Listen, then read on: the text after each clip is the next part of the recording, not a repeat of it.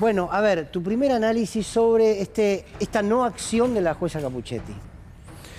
Yo la verdad que tengo que hablar desde el primer momento de la investigación, en donde la jueza ya mostraba evidentes signos de no querer buscar profundizar lo que hasta ahora se veía como muy claro, que era la ejecución material del hecho. En todo momento, por lo menos yo advertí este espíritu de la jueza Capuchetti.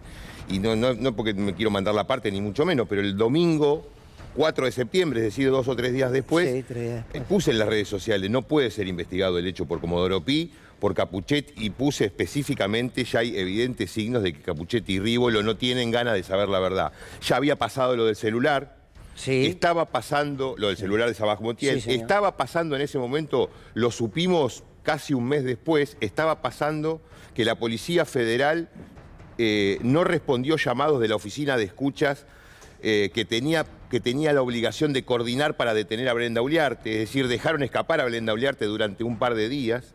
Perdón que te interrumpa acá porque es importante que lo recuerdes, porque pasó de largo. Entre tanta información, no se supo nada más de qué pasó con ese celular de Sabaj. Sí, lo intentaron, quedó ahí. Bueno, hoy escuché que el doctor Ubeira hablaba de que se rescató parte. Ajá. Todavía él no se fue conoce. preciso en relación con pero que se perdió, se echó a perder un montón de otra información que es aparentemente es irrecuperable. Pero bueno, eso, por ejemplo, la jueza no solamente que no mostró ninguna vocación de profundizar líneas de investigación o acelerar muchas medidas, sino directamente las tomaba cada 20 días. Es decir, había una morosidad notoria. Los dos ejemplos más claros es la aparición de Carroll, Sí. Hernán Carroll, mencionado por el detenido Sabaj Montiel como el que tenían que encargar de su defensa.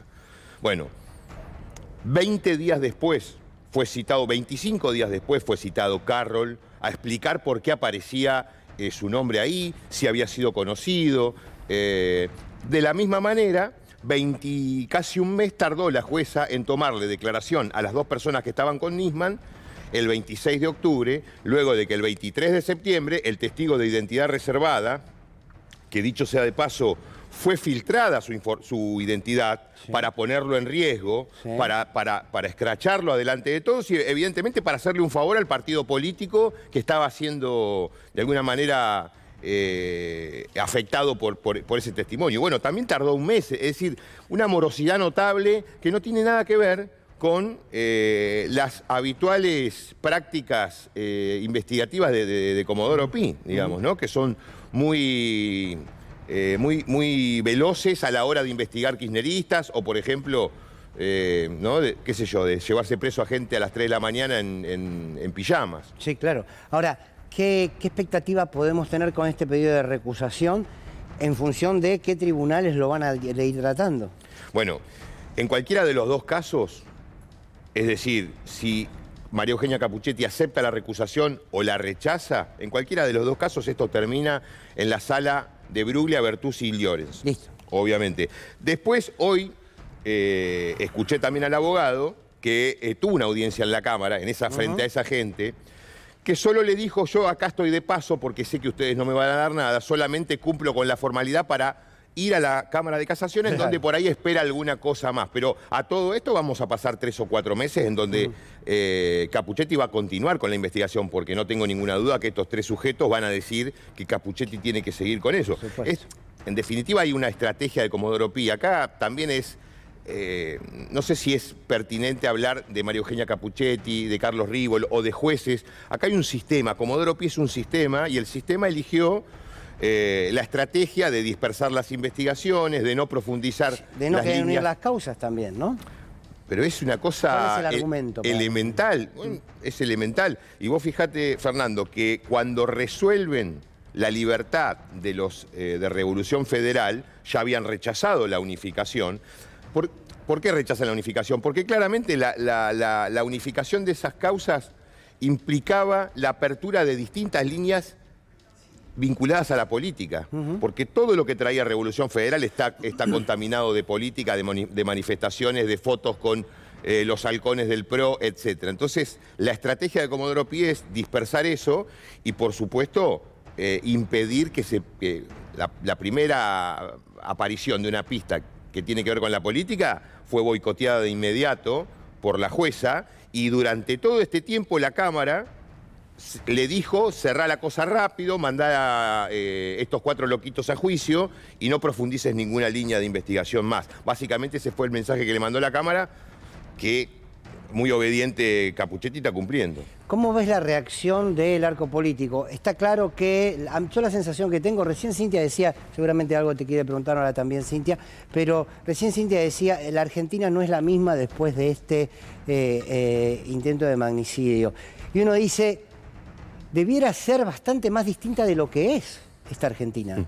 Yo siento que falta reacción de gran parte del arco político ante un hecho que directamente buscaba matar a una persona concreta con una identidad política concreta, pero que afecta directamente a la democracia.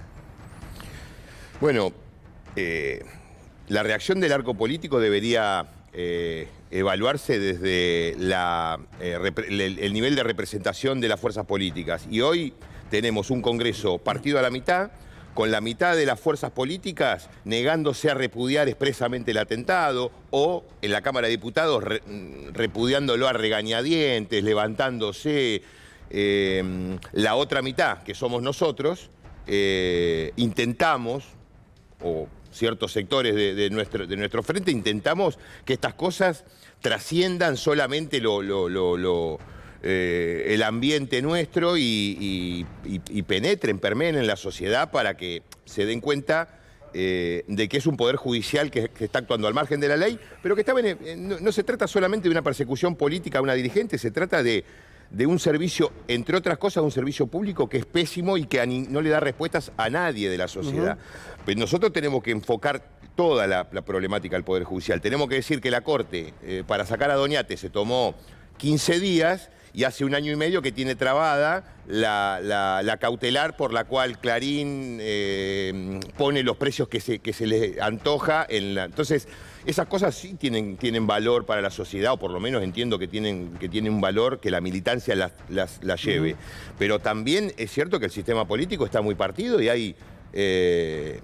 bueno, de hecho hay gente que debería ser investigada por su vinculación con el asesinato, que es diputado y que forma parte de un espacio político cuya presidenta, de quien es mano derecha este señor, se negó a repudiar el hecho. La verdad que es difícil el contexto político. Yo estoy pensando en el 2023, no porque lo quiera llevar a términos electorales este hecho, pero sí la importancia de no solamente se fortalezca el frente de todos, teniendo en cuenta que si no hay una reforma judicial, o sea, realmente es muy difícil poder seguir hablando de democracia. Democracia de fondo, de forma la cumplimos. Si no hay, a veces uno está convencido que si no hay una reforma que tenga que ver con los medios, seguimos con una democracia que está diezmada. Si no hay una reforma tributaria que evite que haya pocos, que se queden con mucho, bueno, digamos, estamos en un momento, y me hace acordar mucho a Lula y Brasil, estamos en un momento donde tenemos que volver a poner en discusión las instituciones que habíamos creído que ya habían aceptado el sistema democrático, y hoy dejan bastante que desear. Sí, sí.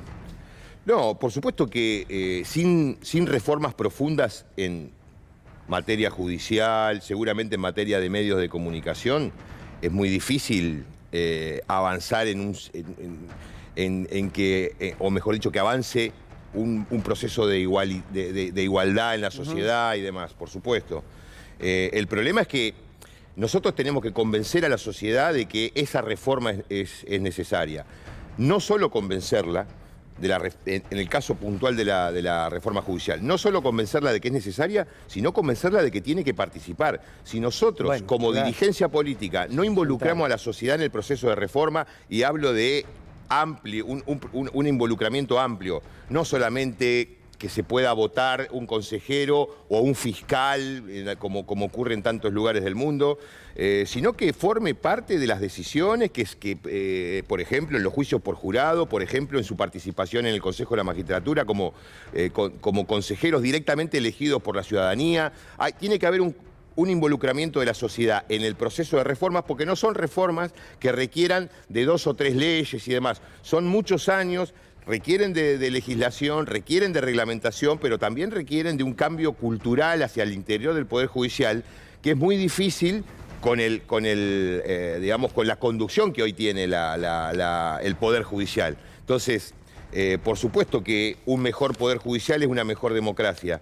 El camino hacia ese lugar, hacia ese objetivo, también me parece que fortalece la democracia si incorporamos a la sociedad.